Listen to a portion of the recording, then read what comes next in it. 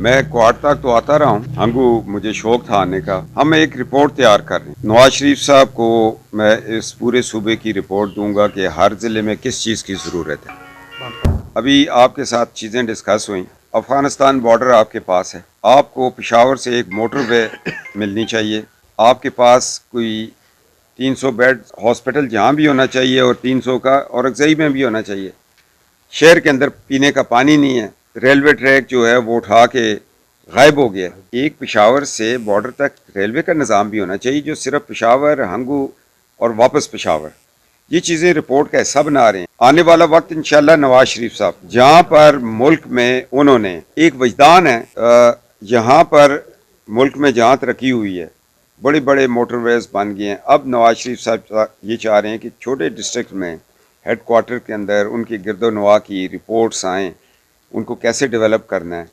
اور جو ایک ٹرینڈ بنا ہے ان کے جلسے کے بعد، لگا کہ عوام کو یہ پتہ ہو گیا کہ ملک جو ہے وہ نواز شریف کے ہاتھوں میں ہی محفوظ رہے گا۔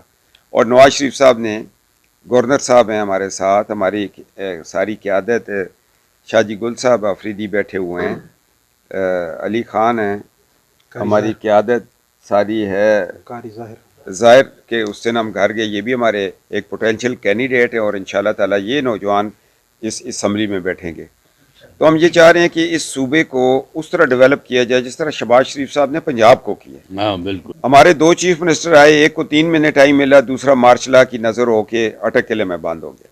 اس کے بعد 24 سال ہمارے صوبے میں مسلم لیگ نون کی حکومت نہیں آئی اور ہماری محرومیاں ہیں۔ انہوں نے جو بھی پی ٹی آئی نے کاپی کیا پنجاب کو کرتے تھے، اگر پنجاب نے کہا جی ہم میٹرو چلاتے ہیں، انہوں نے کہا ہم بھی چلاتے ہیں۔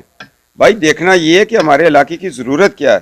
اب ہنگو میں ہم بیٹھے ہیں، ہمیں پانی کا مسئلہ ہے، صاف پینے کا پانی نہیں ہے، ہاسپٹل نہیں ہے، یہاں میٹرو کی ضرورت تو نہیں ہے، یہاں موٹر وے کی ضرورت ہے، ریلوے کی ضرورت ہے۔